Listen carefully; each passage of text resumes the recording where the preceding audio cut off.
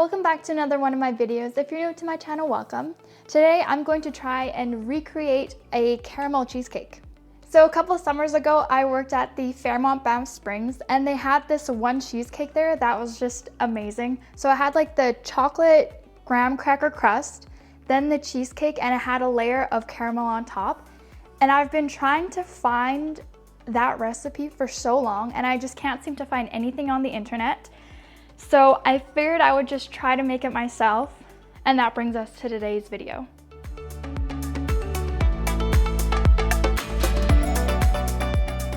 Now the first thing we're going to do is make our crust. So for that you're going to need 600 grams of melted butter and 300 grams of any type of ground up cookie. Mine kind of look like this. It's a nice consistency. I didn't find the ones that I usually use, so I had to go to my last resort, which is just like this pre-made chocolate crumb mixture. It smells very sweet already, so I'm not going to add any other sugar to it. But if you have cookies that are a little more bitter and they're not really that sweet, you can always add a little bit of sugar as well. But we're just going to see how these turn out. I have little faith, but it's the only thing that they have in this store. So I'm just gonna work with it and hopefully it turns out good and it'll taste fine, hopefully. Okay, all we're gonna do for our crust is add in our melted butter and toss everything together until all of our crumbs are kind of like a sticky consistency before transferring it into our tin.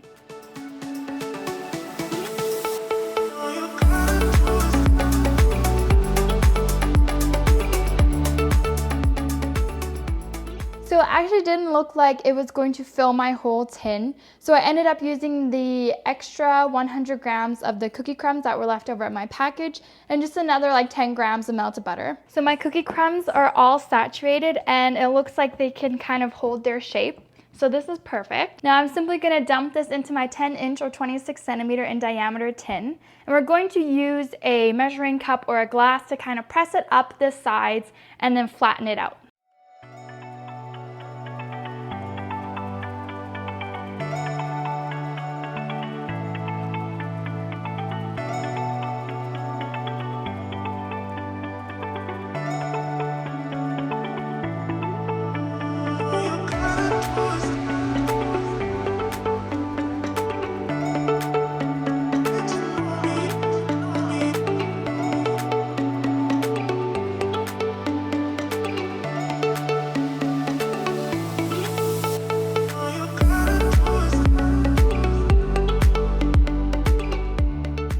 Now that everything's nice and patted down, we can stick this into the oven that's been preheated to 350 degrees Fahrenheit for like 8 to 10 minutes while we make our filling.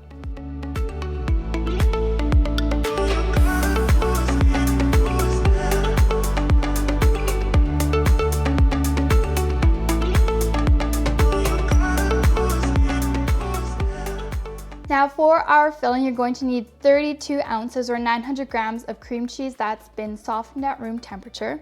120 grams of sour cream that's also at room temperature. I'm using 100 grams of sugar. Most people would use 200 grams of sugar, but I like mine not to be as sweet. 3 eggs, also at room temperature. The juice of 1 lemon, and of course a good splash of vanilla extract. Now of course I'm going to be using my KitchenAid to mix everything together. So I'm going to start by just adding all of my cream cheese and letting the KitchenAid kind of soften that up and get that a little bit fluffy before adding in some of my other ingredients.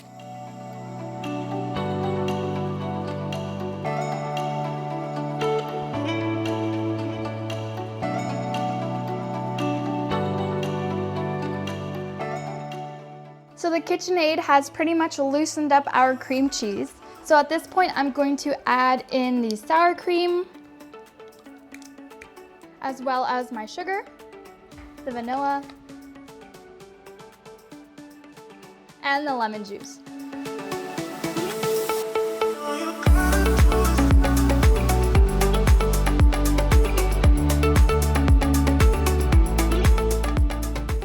Now once all of this is incorporated, I'm going to add my eggs one at a time.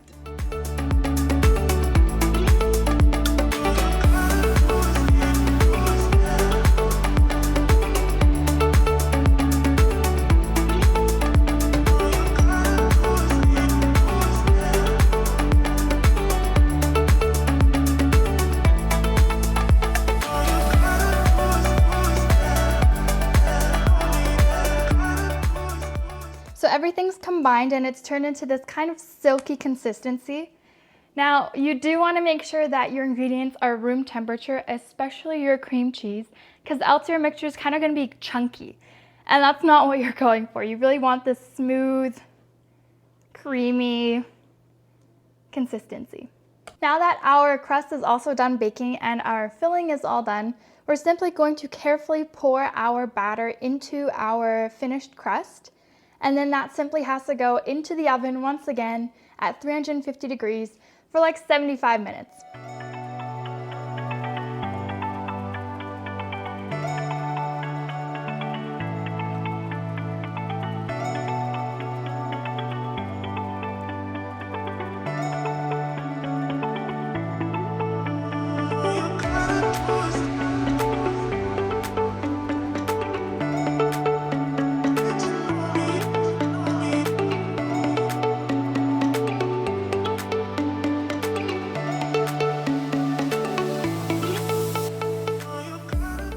So the cheesecake was all cooled down and I carefully as possible tried to remove it from the cake ring. So at this point we can quickly finish it with our caramel. Now you can use store-bought caramel or you can make your own caramel. It doesn't really matter, whatever you prefer. I actually find that my homemade one is a tad too sweet for me, so I think I'm gonna go with the store-bought one today. And I also recommend heating up your caramel, that way it's a little bit more liquid and it's easier to kind of spread out. So I'm gonna heat up a little bit of my caramel and then just gently squeeze it onto my cake.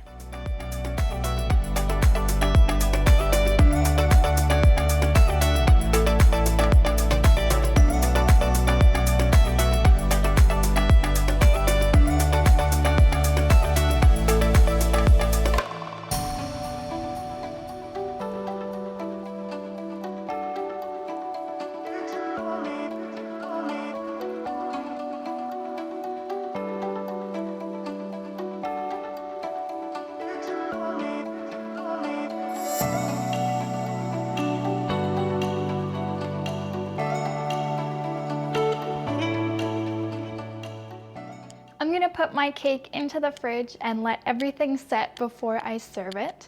So that's gonna be everything for today's video. If you enjoyed the video, you can give it a thumbs up or write me a comment down below. And as always, the whole recipe is going to be in the description box as well.